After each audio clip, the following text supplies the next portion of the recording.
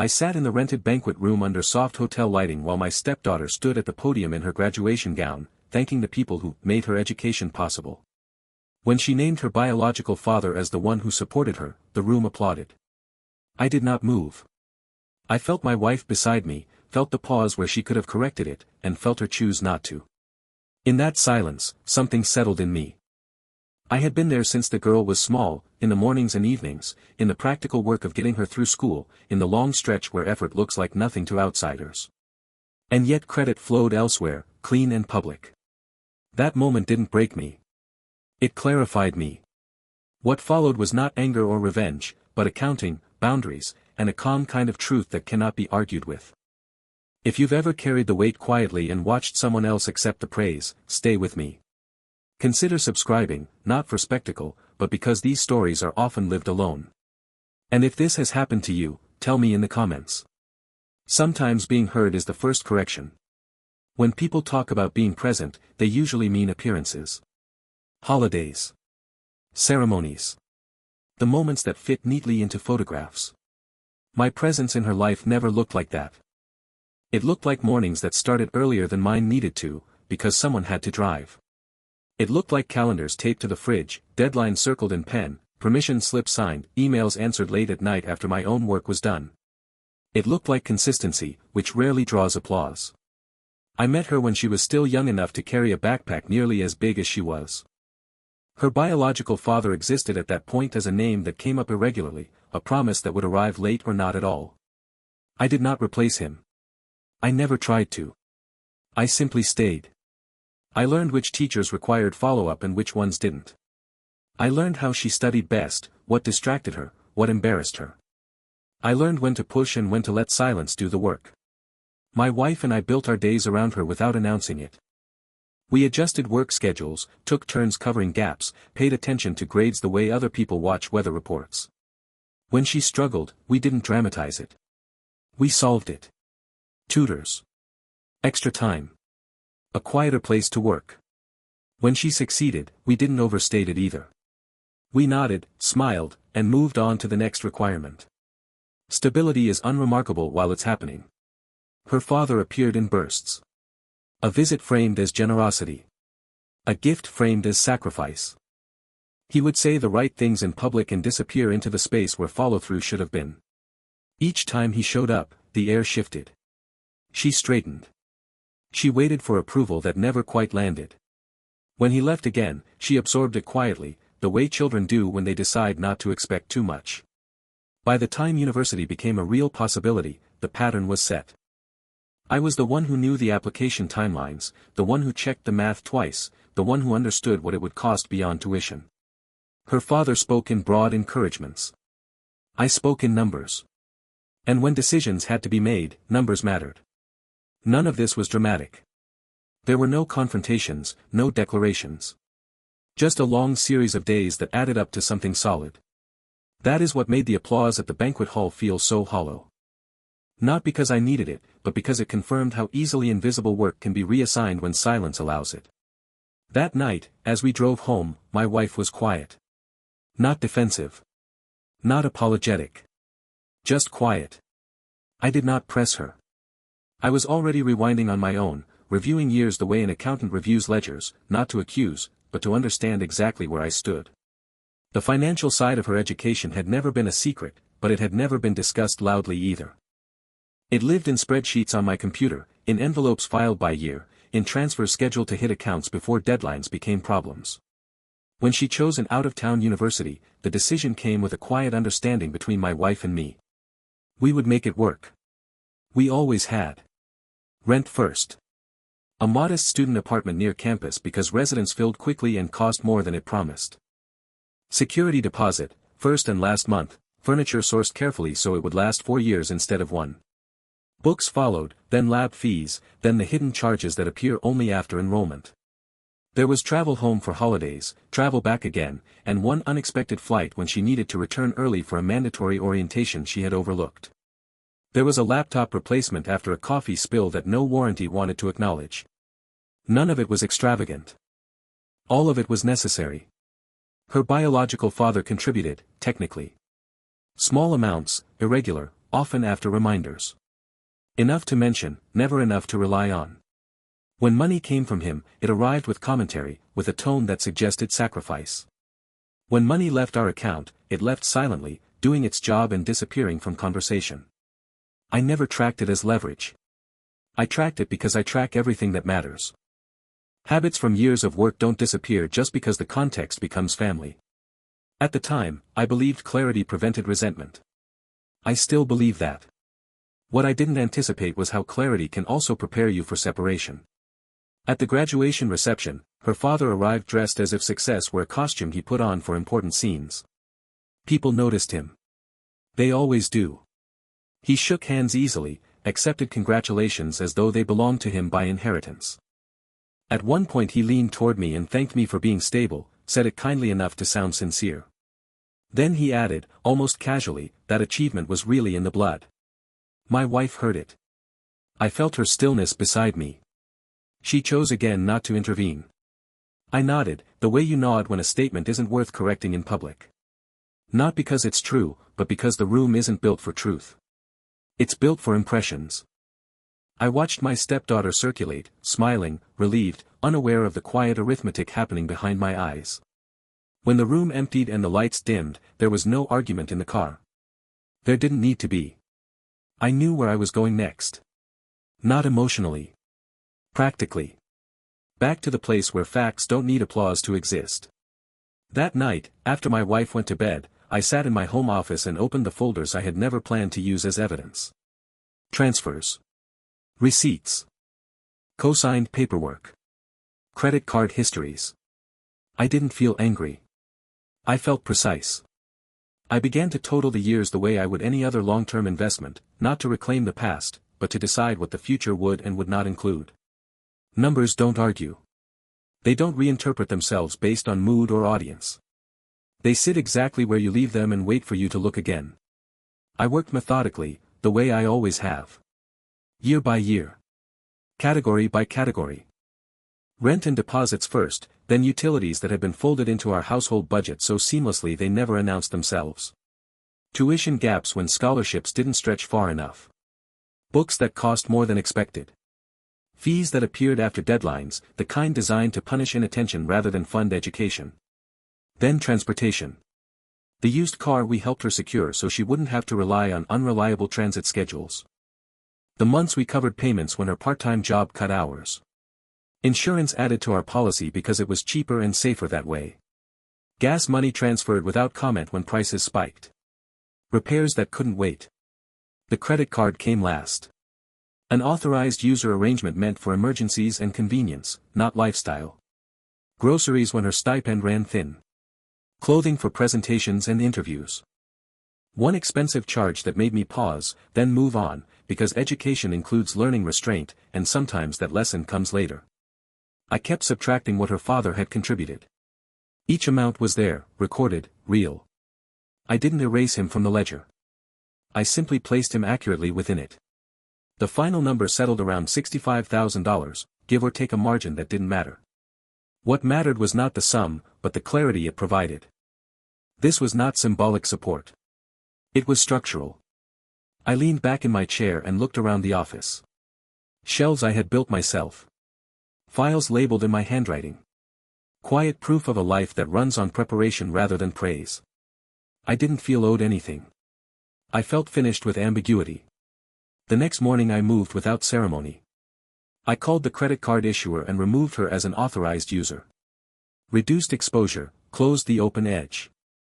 I called the auto insurance provider and took her vehicle off our policy. No accusations. No speeches. Just confirmation numbers and effective dates.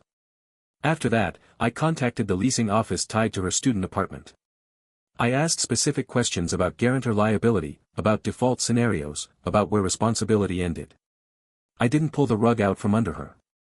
I simply stopped extending it.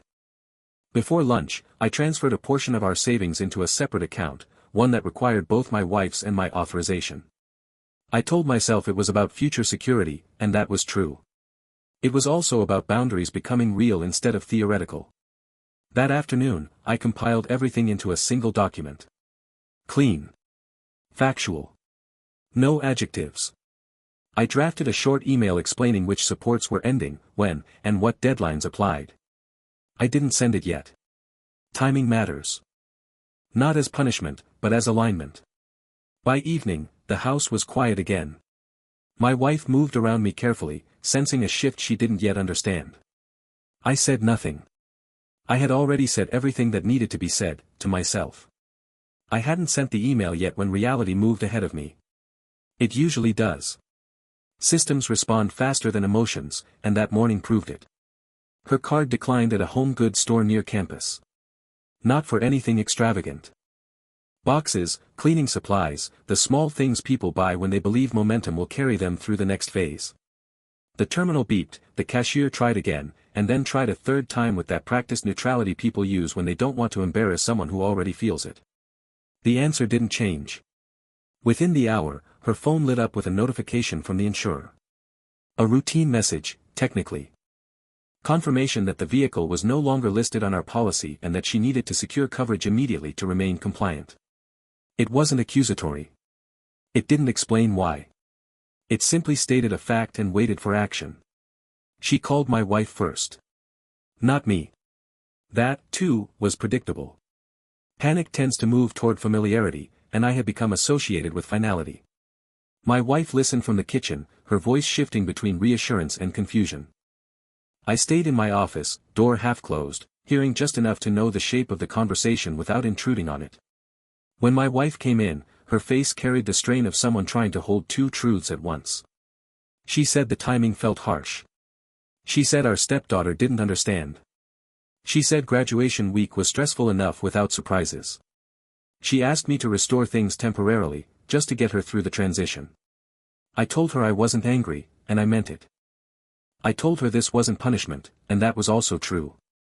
I explained that employment was starting soon, that adulthood arrives whether we schedule it or not, and that safety nets lose their purpose when they replace footing entirely. I spoke evenly, not defensively. The calm unsettled her more than anger would have. Our stepdaughter reached out again, still indirectly. More messages to her mother. Then to her biological father. He hesitated, made excuses, promised to look into things. He always spoke as if solutions existed somewhere else, just out of reach. No money materialized. No insurance policy appeared. The applause had been easier than the follow-through. I did not reverse anything. I did not gloat. I did not escalate. I held the line the way you hold a door against wind, not by force, but by stance. 2 weeks later, she returned to the city and stayed with a friend instead of coming home. It wasn't dramatic. Just a logistical adjustment that said more than words. She applied for her own credit card. She secured new insurance. She learned the timing of payments and the weight of due dates. The world met her where preparation had been delayed. Months passed. One afternoon, she came into the garage where I was working and asked to see the numbers. Not to argue them. To understand them. We stood there with the document between us, and for the first time, the silence held something new, recognition. Stability followed. A job. An apartment. Payments made without reminders. Contact that returned on its own terms. And later, in a setting less polished than a banquet hall, she spoke about the people who had supported her and named me without prompting. It wasn't loud. It was accurate. The tension in my marriage softened into something workable. Not perfect. Real. We learned where quiet had protected us and where it had cost us clarity. The weeks after she moved back to the city settled into a quieter rhythm than I expected. Not calmer, just clearer. The house felt different without the low-level anticipation that comes from waiting to be needed. My wife noticed it too. We didn't name it right away. We let the silence do what it needed to do. She worried aloud in the evenings, mostly to herself. About safety. About stress. About whether we had pushed too hard, too fast. I didn't counter every concern. I listened. There's a difference between standing firm and being immovable, and I had learned that difference the long way. I told her I trusted our stepdaughter to adapt. I told her that competence grows fastest when it's required. I reminded her that we weren't withdrawing love, only scaffolding. What we didn't say was that the banquet hall moment had shifted something between us. Not broken it. Shifted it. My wife had lived for years in a careful balance, protecting peace by avoiding friction, smoothing moments before they hardened into conflict. It had worked often enough that it became instinct. But instincts built for short-term harmony don't always serve long-term fairness. She admitted one night, quietly, that she had heard the speech differently than I had. Not as erasure, but as relief. Relief that the spotlight hadn't turned toward the complicated truth of how support actually works. Relief that no one had to be corrected in public. Relief that the evening could proceed without discomfort. Saying it out loud surprised her. It surprised me too, but in a way that felt useful. Our stepdaughter didn't call for a while. When she did, the tone was different. Less frantic. More procedural. She asked questions about insurance terms, about credit limits, about how to read a lease clause she didn't understand. I answered when asked. I didn't volunteer more than that. Guidance without takeover is a delicate thing. Her biological father faded again, his involvement limited to encouragement and commentary. She noticed this time. Not with bitterness, but with recalibration. Expectations adjusted themselves when unsupported by action. One afternoon, she showed up unannounced. Not to argue. Not to ask for anything. She stood in the garage doorway while I worked, hands in her pockets, watching the way people watch when they're deciding how to enter a conversation that matters. When she spoke, it was simply to ask if we could go over the numbers together. Not because she doubted them. Because she wanted to see the shape of what had held her up. We spread the pages on a workbench dusted with sawdust and old marks. We didn't rush.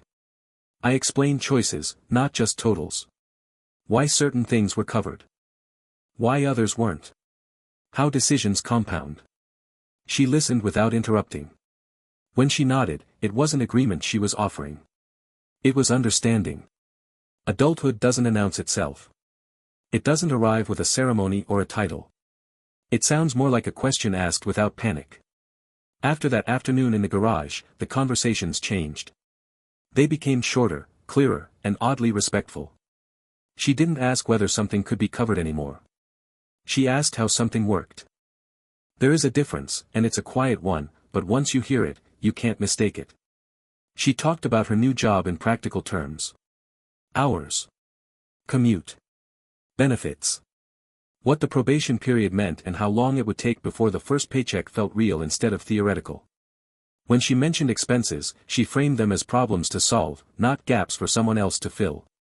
I listened the way I always had, but now my listening wasn't mistaken for readiness to intervene. My wife watched this shift from a distance at first. She wanted to step in, to soften the edges, to offer help before it was asked for. That instinct didn't disappear overnight. But she also began to notice something steadier in our stepdaughter's voice. Less defensiveness. Less performance. A growing confidence that didn't need an audience.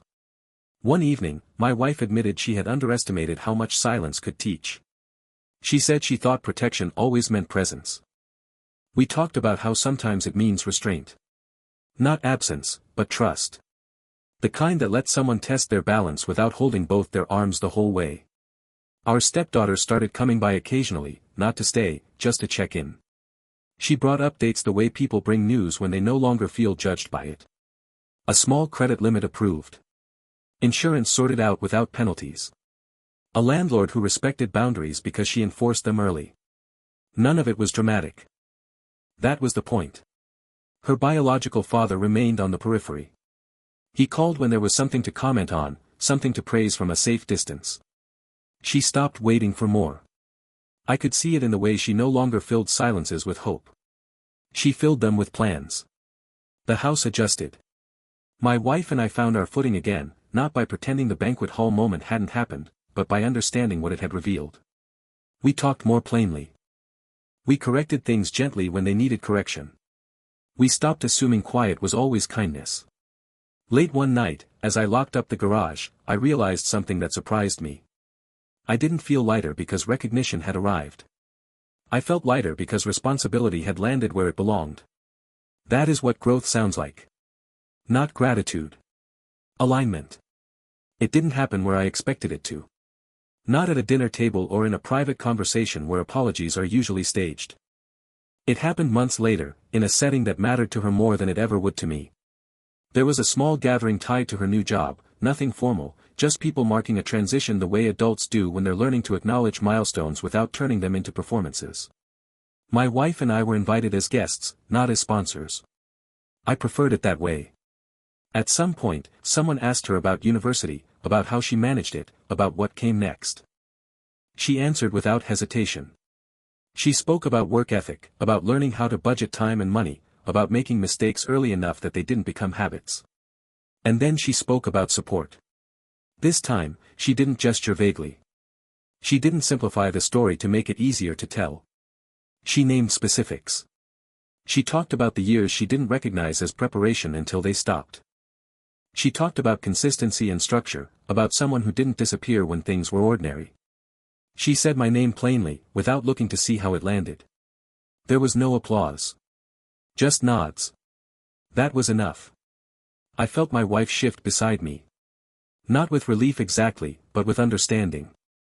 The kind that arrives late but stays. We didn't discuss it on the way home. We didn't need to. Some things don't require commentary once they've been corrected. Later that week, my stepdaughter sent a short message. Not emotional. Not defensive. Just a thank you, written the way people write when they no longer need to negotiate the meaning behind the words. I replied with equal brevity. Acknowledgement, not closure. Those are different things too.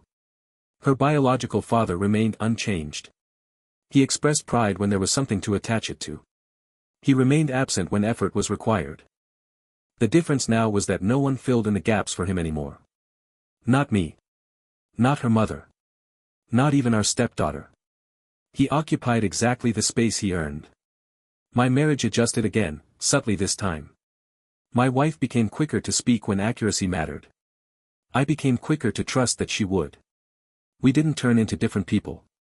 We refined the ones we already were. Looking back, I understand that the banquet hall moment wasn't the betrayal people imagine when they hear that word. It was a mirror. It showed each of us how we handled discomfort, credit, and responsibility. What we did after that mattered more than what was said that night. The work of raising someone doesn't end when they stop needing you. It ends when they stop confusing silence for support, and learn to build their own. Time has a way of sanding down the sharp edges without erasing the shape of what happened. Months passed, then a year approached, and the story settled into something less about correction and more about continuity. Our stepdaughter's life took on a steadier outline. Paychecks arrived on schedule. Rent was paid without reminders. Her calendar filled with obligations she chose rather than inherited. When problems came up, she solved most of them herself and brought the rest to us only when she needed perspective, not rescue. The tone of those conversations mattered more than the content. She spoke as an adult speaking to other adults, not as a child checking where the floor might give way. My wife and I found a new rhythm too. The quiet between us became easier, less guarded. We talked more openly about money, about expectations, about where support ends and trust begins. She admitted that silence had once felt like loyalty to her daughter, and I admitted that my own silence had sometimes been a way to avoid forcing clarity too soon. Neither of us was entirely right or wrong. We were simply learning in parallel. There were moments when the old reflexes tried to return. A sudden expense mentioned in passing. A hint of stress in her voice. Each time, I paused long enough to let her finish the thought before offering anything. Most of the time, she didn't need the offer. She needed to hear herself explain the solution out loud. I learned to let that be enough. The biological father surfaced occasionally, usually around visible milestones. A promotion. A new apartment. He congratulated her warmly, as if proximity could be retroactive. She accepted it politely and moved on. There was no bitterness in her response. Just accuracy. She had learned how to measure presence without sentiment. One afternoon, she stopped by with a small box of things she had kept at the house, papers, a few books, nothing sentimental. It wasn't a purge. It was a reorganization. As she carried it out to her car, she thanked me again, quietly, without ceremony. I nodded, the way you do when thanks is understood as recognition rather than debt. After she left, I stood in the driveway for a while, listening to the ordinary sounds of the neighborhood. Lawns being watered. A dog barking. Someone laughing down the block. The world continuing in its unremarkable way. I realized then that the outcome I wanted had never been acknowledgement in public or vindication in private. It had been this: competence where dependence used to be, clarity where silence once stood in for peace.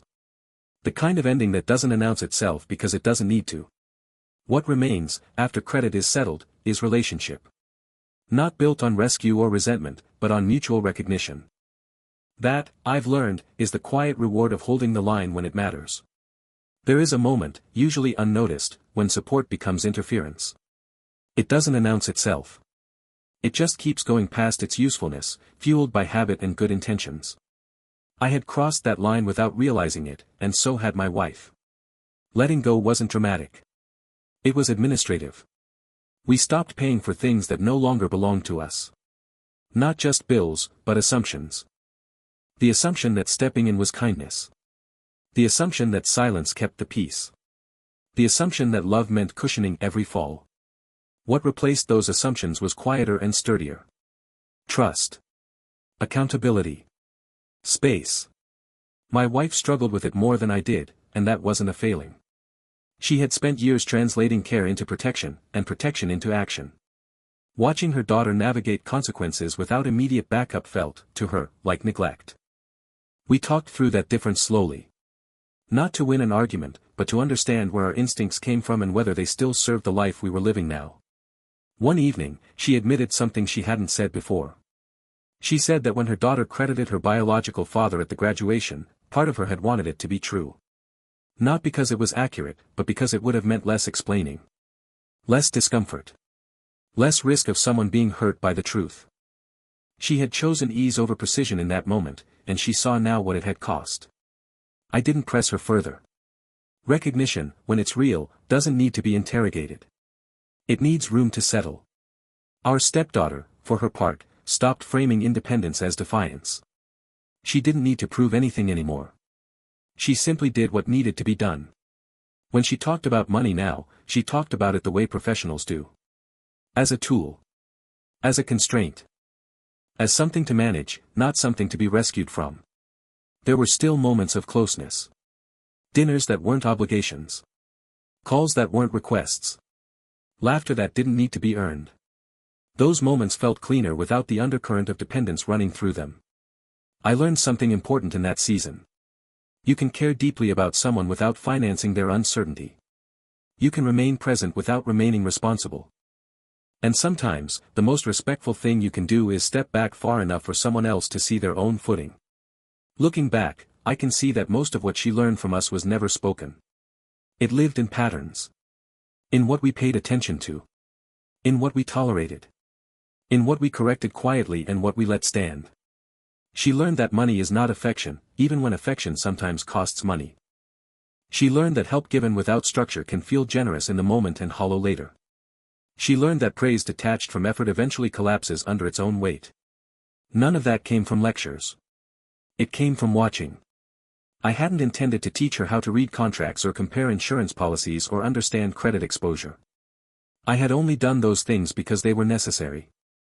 But necessity is a powerful instructor. When she asked how I knew what questions to ask, I told her the truth. I said I had learned by being responsible for outcomes, not intentions. When you are the one left holding the result, you get very good at preparation. My wife noticed something else changing too. Our stepdaughter stopped performing gratitude. She stopped overthinking, stopped cushioning every request with reassurance. Instead, she showed appreciation the way adults do, by following through, by respecting time, by not creating emergencies where planning would suffice. That kind of appreciation is easy to miss if you're waiting for words. But it lasts longer. There was a night when the three of us sat at the table after dinner, no occasion attached to it, no issue to solve.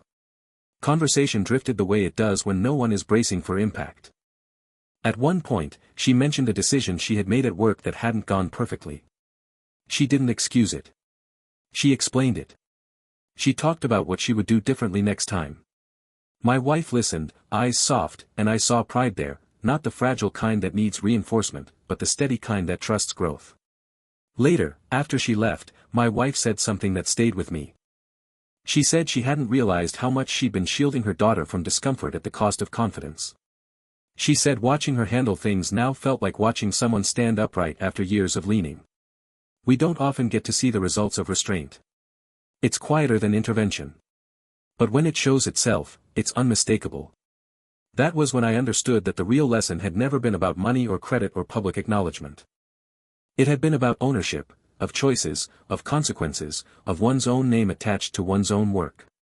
There is a point in every long effort where the outcome no longer needs your supervision. You recognize it not by relief, but by the absence of urgency. Nothing is on fire. Nothing is waiting for you to step in. Life continues at a manageable pace without your hand on the wheel. That was where we found ourselves. Our stepdaughter stopped framing her life in updates meant to reassure us. She didn't need to prove stability anymore. It existed. When she spoke about work, it was about growth rather than survival. When she spoke about money, it was about planning rather than pressure. The questions she asked were thoughtful, not frantic. The kind that come from someone who expects to carry the answer forward themselves. My wife adjusted fully during this time. I watched it happen in small ways. She stopped preemptively offering help. She waited to be asked. When she was asked, she asked a question back before answering. It wasn't withdrawal. It was respect taking a more precise shape. One evening, my wife admitted something that surprised her as much as it surprised me. She said that letting go had given her back parts of herself she didn't realize she'd been spending. The constant readiness. The quiet worry. The emotional bookkeeping. She felt lighter not because her daughter needed her less, but because the need had transformed into choice. Our stepdaughter came by less often, but when she did, it felt intentional. Not as a refuge. Not as a fallback. As family. We talked about ordinary things. Movies. Work frustrations. The state of the world. The kind of conversations that don't require anyone to perform a role. I realized then that the story had stopped being mine to manage. Not because it was finished, but because it had moved into a phase where my involvement was no longer foundational. I had done the work that allowed me to step back without fear. That is the quiet success no one applauds. The kind that doesn't show up in speeches or banquet halls. The kind that looks like absence to outsiders and like trust to the people who understand it. Not everything needed to be discussed for it to heal. Some things only needed to be handled differently going forward. That was the repair my wife and I focused on, not rewriting the past, but adjusting the way we moved through the present. We became more deliberate with each other. More exact with words. When something felt off, we named it before it hardened into distance. She no longer assumed I would absorb discomfort for the sake of calm. I no longer assumed she preferred peace over precision. Those assumptions had lived between us for years without either of us realizing they were there. One evening, long after the house had gone still, she said something that mattered. She said she wished she had corrected the moment at the graduation. Not loudly. Not publicly. Just enough to place the truth where it belonged. She said she hadn't realized how much silence could sound like agreement to the person sitting beside her. I told her I understood why she hadn't. I told her I didn't need an apology to move forward, but I appreciated the awareness. We didn't linger on it. Repair doesn't require repetition. It requires change. Our stepdaughter noticed the difference too, even if she never named it. Conversations between her and her mother felt more grounded. Less charged. They spoke as two adults now, navigating boundaries that no longer felt like rejection. There was still closeness, but it wasn't built on obligation. The biological father remained a fixed variable. He hadn't grown, but he hadn't interfered either. His role had stabilized at the level of his effort. That alone reduced tension. Expectations stop hurting when they stop being inflated. I found myself thinking less about what had happened and more about what had been learned. That is usually the sign that something has been resolved. Not erased, not forgotten, but integrated. The repair wasn't loud. No declarations. No final conversations that wrapped everything neatly.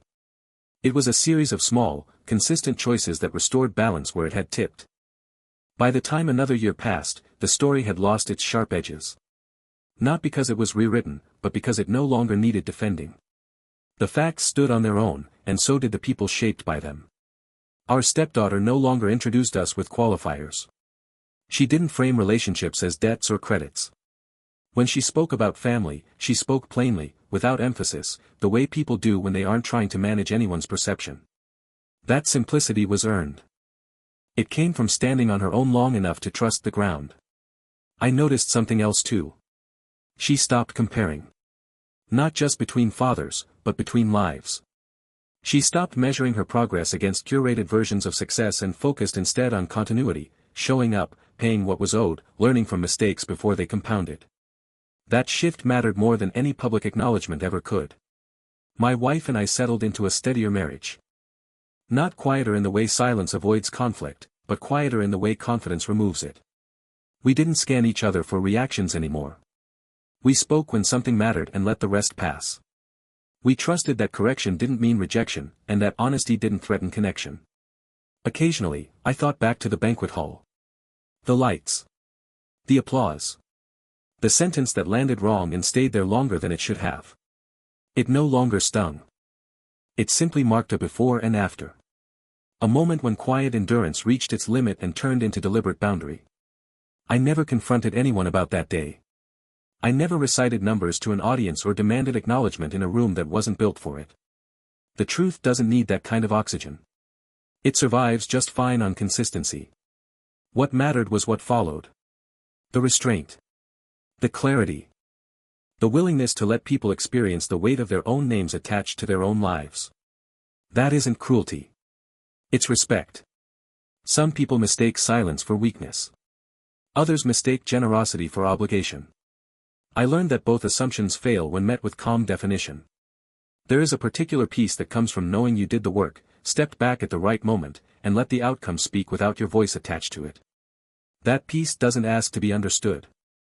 I don't think about that graduation day anymore unless I'm asked. It has taken its place among other moments that once felt decisive and later revealed themselves as necessary. Not wounds. Markers. What endures is simpler. A young woman who stands on her own schedule now, pays her own obligations, and speaks with a steadiness that can't be borrowed. A marriage that learned where silence protected us and where it cost us truth, and adjusted accordingly. A household that no longer confuses support with substitution. If there is a lesson in all of this, it isn't about recognition. Recognition is fleeting and often misassigned. The work that matters doesn't need witnesses to be real. It needs only to be done long enough, well enough, that it builds something stable when you step away. I never needed to be thanked in a room full of people. I needed to know that when my involvement ended, collapse wouldn't follow. It didn't. Growth did. Sometimes the most responsible thing a man can do is stop paying, stop cushioning, stop correcting, stop absorbing, and allow reality to finish the education. That choice isn't loud. It doesn't win arguments. But it produces adults instead of dependents, partnerships instead of performances. The credit that lasts isn't spoken at a podium. It's carried quietly, in habits that hold when no one is watching.